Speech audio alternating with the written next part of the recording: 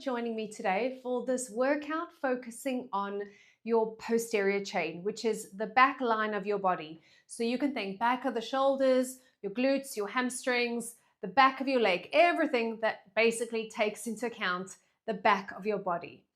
And so here's what you're going to need for today: a suitably heavy weight.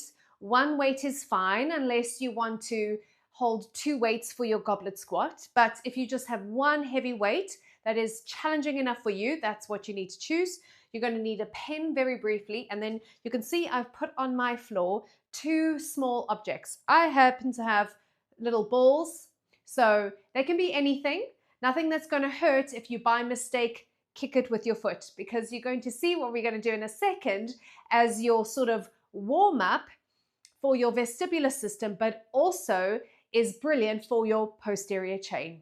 So anything that you're going to place sort of roughly arm's length away on the floor. I wouldn't recommend using your weights because you might kick it by mistake because you're not actually going to be looking at the floor. So please don't use anything that actually is going to hurt if you by mistake touch your foot on it or kick it.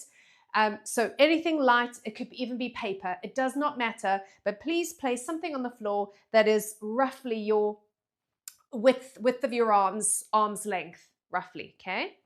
So here's what we're going to do. You're also going to need to be near-ish something on your wall, any wall, that you can focus on, that you're going to be looking at.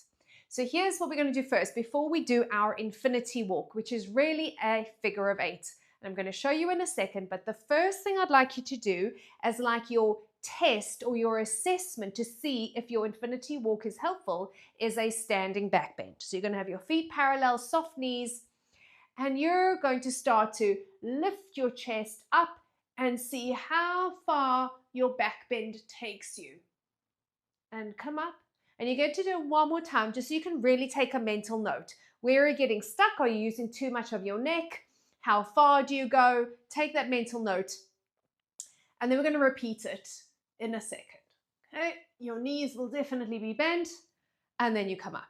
And then the second thing I'd like you to do is just cross your arms over your shoulders. You're going to soften your knees, and one of the exercises we're going to be doing with weights is a sort of a deadlift pattern, or you could call it, some people call this a good morning. So you've got a flat back, soft knees, and the back of your body needs to lift you. How do you find these?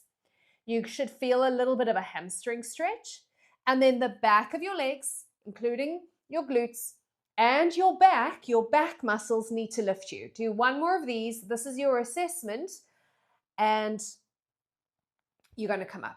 Okay, let's set up for the infinity walk, and we're going to come back to do those two exercises, and then we're going to continue with the strength portion of what we're doing today. So you are going to stand in the middle of your two, let's call them targets, your two targets, your pieces of paper, your balls, whatever they are. But right behind you needs to be something that you're going to turn your back, you're going to turn around to look at. You're not going to turn your feet. Your feet are pointing forwards, but you're going to turn to look at your target on the wall, okay? Let's call that the dot. You're going to keep looking at the dot. You're going to begin walking around your balls in a figure of 8 fashion. You're going to try and not look at the balls. You are going to keep looking at your dot on the wall. You might end up looking down, and I just want you to notice. So I'm not going to look at the camera. I'm going to keep doing this so that you can see what I'm doing in case you want a visual first. You keep looking at your dot on the wall, and without kicking your targets on the floor or touching them, you want to be able to walk in a figure of 8 pattern, and you want to be walking as normally as possible. You're going to go around a few times. It's an infinity sign or a figure of 8, whatever or the number 8 on its side. And you'll notice when you want to glance down, but you're going to try and keep looking at your dot on the wall. So your body is actually facing a different direction to your head and your eyes. Okay. And when you finish this last one, you're just going to stop in the middle. So Whichever way you turn to first, you might have turned over to your right first. I now want you to start the other way. So you're now going to turn to look over your left shoulder, for example, if you did the right side first. You're going to look at your target. Now, in terms of the direction your feet are facing, you're going to begin again. You're still looking at your dot on the wall. Your arms are relaxed down by your side. And like I said, you're trying to just walk as normally as possible, going round your targets on the floor in that figure of 8 shape or infinity sign. Notice if tension creeps in. Yeah, I ended up looking down there for a second, so I just want you to notice if you lose your eye contact on the dot on the wall, and when you finished going round this bit, you can just stop wherever you are. And you're going to retest your back bend straight away. You're going to breathe in and find your back bend, and just notice if it feels, oh wow, I can now see the wall behind me, which I couldn't before.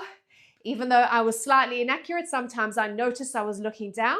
So you can test your back bend, you can do it twice. And this is actually the perfect warm-up for what we're about to do. And then you can go back to arms crossed over your shoulders, soft knees, and you're going to do your hinge.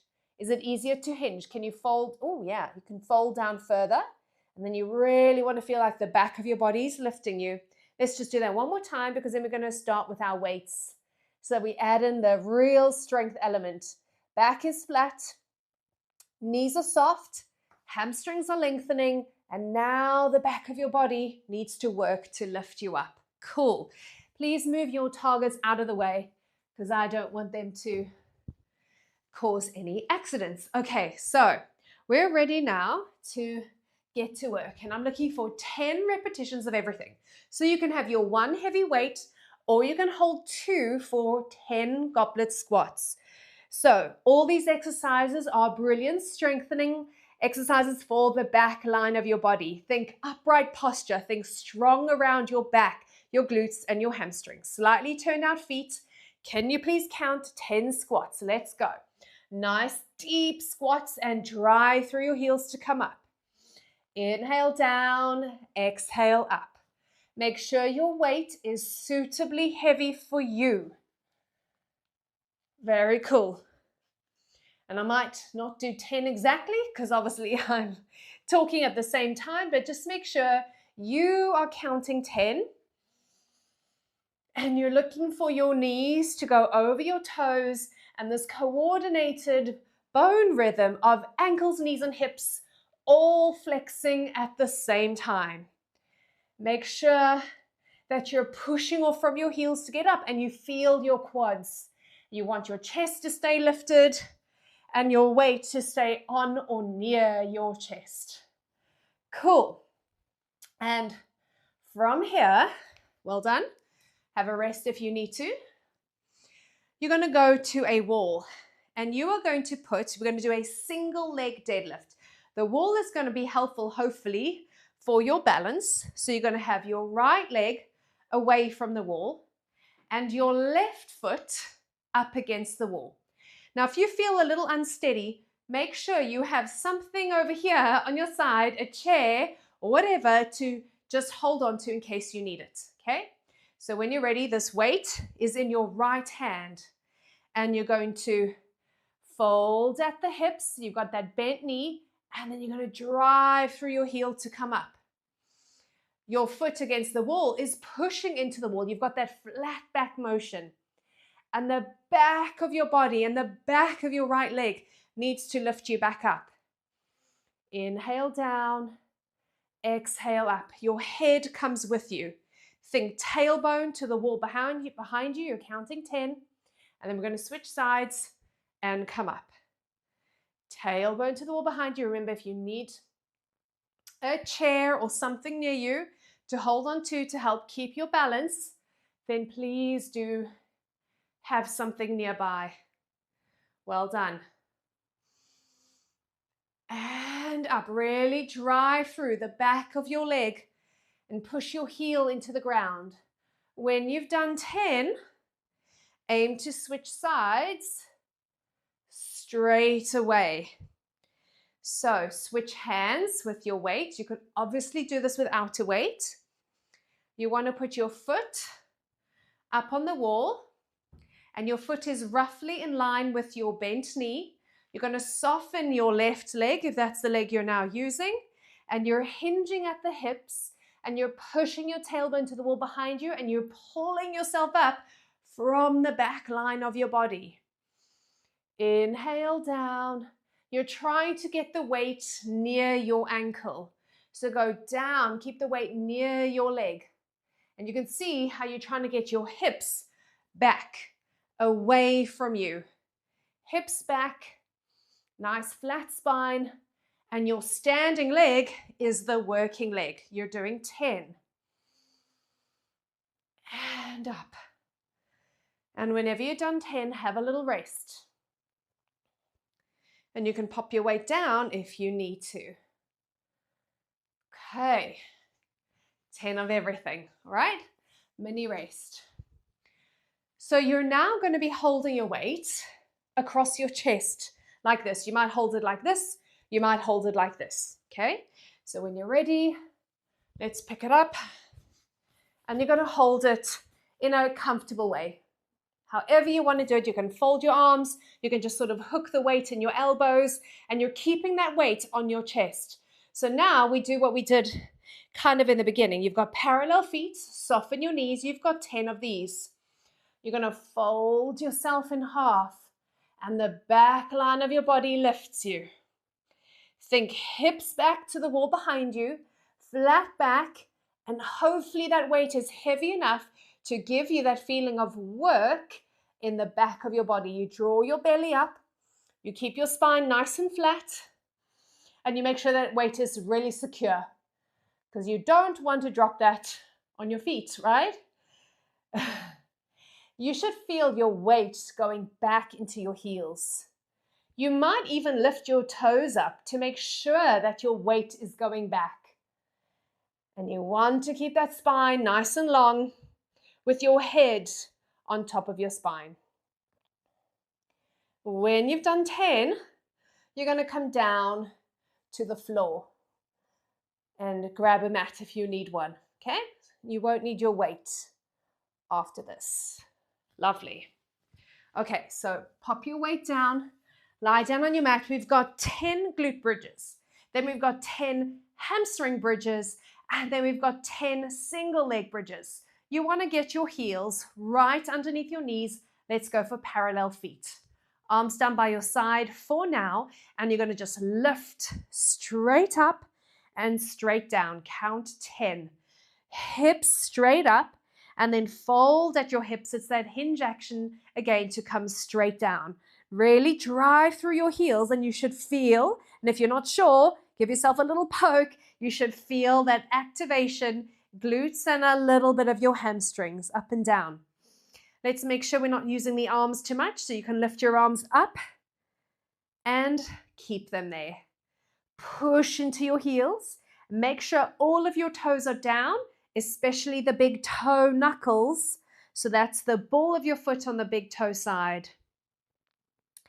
As soon as you've done 10 of these, I want you to walk your feet further forwards. You're going to do your hamstring bridge, just go onto your heels, toes up to the ceiling, and we do 10 here, straight up and straight down. And you should feel that this is much more hamstrings and less, a little bit less glute action. Inhale up, exhale down.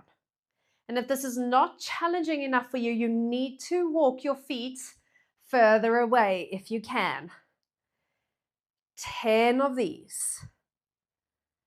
And it should feel nice and juicy in the back of your legs. And if you're noticing that you cramp a little bit, just stop, wait for it to go and rejoin, but it might suggest more work needed on those hamstrings. So you might have to suck it up.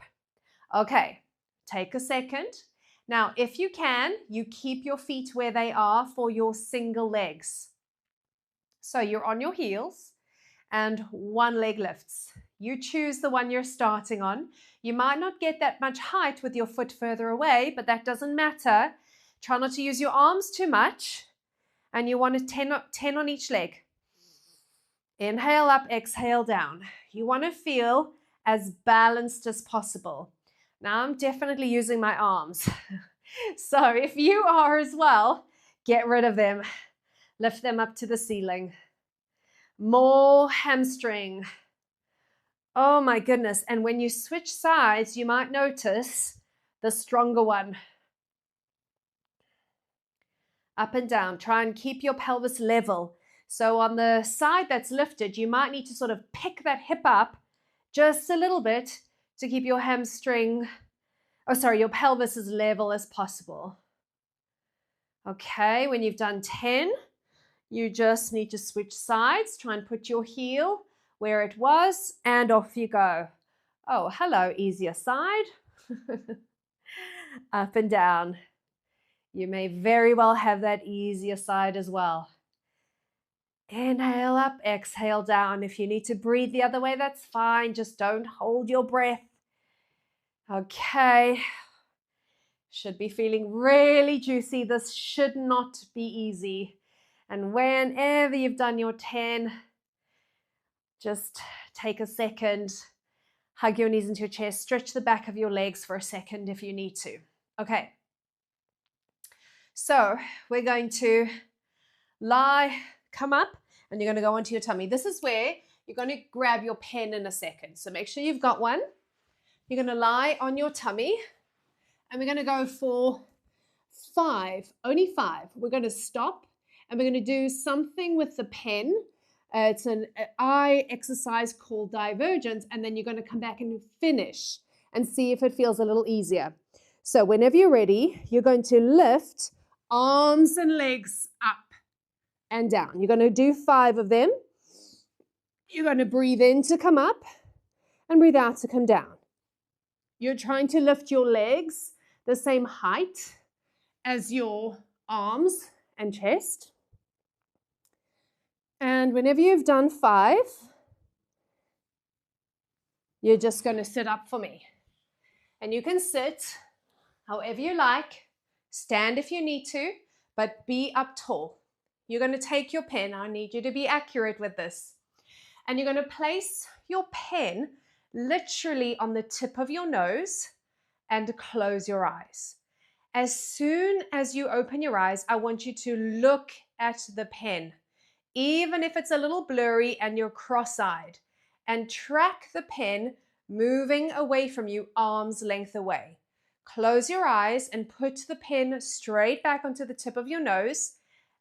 Notice if you missed, by the way, even though that's a different thing that we can talk about another time.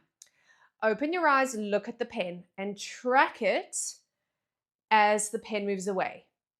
Close your eyes, bring it back to the tip of your nose. Open your eyes and look, and you should feel your eyes move in, but then as the pen moves away, you should feel your eyes moving outwards. Close your eyes and bring the pen back to the tip of your nose. Open and track it, and you don't move quickly, but equally you don't need to move too slowly. We'll do it one more. Close your eyes to the tip of your nose. Open, look straight away, and track it. Put the pen down and complete your 5. Arms out in front of you, legs together if you can. Oh, wow. Floating up. What about you? 2, 3, 4. Lift everything the same height. And well done, you guys. Sit back on your heels. Okay. Some really brilliant movements to help strengthen the back line of your body. Let's finish with a cat stretch and a couple of other things. So onto all fours, round your spine. Inhale, lengthen. So you can always repeat this, everything that we just did. You could do another round. We'll just come back to it another day, maybe with a heavier weight, or maybe just noticing that you did so much better with the technique and the movements. And maybe you got a deeper squat.